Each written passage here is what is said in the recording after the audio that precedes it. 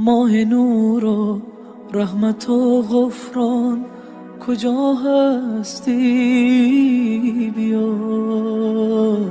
ماه شوق و لذت ایمان کجا هستی؟ بیا ماه پرفیض و نیایش ها هر آسانیم بیا ما همه بر سفرت مهمان کجا هستی؟ ای شبستان قلوب مسلمین آخر بیا ای گذرگاه مسلمانان کجا هستی؟ بیا ما هوای تازه میخواهیم و دلتنگ توییم ای بهار تازه قرآن کجا هستی؟ بیا از گناه و معصیت ها خسته و درمانده ایم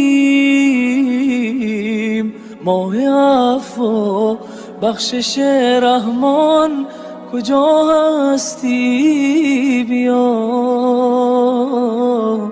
ما همه مشتاق هر لحظه ز شبهای توییم ای فضیلت های بی پایان کجا هستی؟ در فراقت همچو مرغی ناله ها سر دادیم ما چو شمعی در غمت سوزان کجا هستی؟ بیا ای مه نیکان بیا و دست شیطان را ببند ماهت از آتش نیران کجا هستی؟ بیا ماهت از آتش نیران کجا هستی؟ بیا مسلمین در خواب غفلت ماه بیداری بیا ای مه بیداری وجدان کجا هستی؟ بیا ماه روزه ماه تمرین عبودیت بیا ماه صبر و ترک هر عصیان کجا هستی؟ بیا ماه صبر و ترک هر عصیان کجا هستی؟ بیا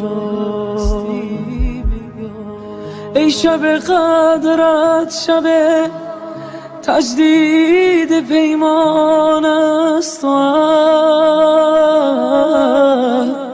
ما پر از درد و تویی درمان کجا هستی؟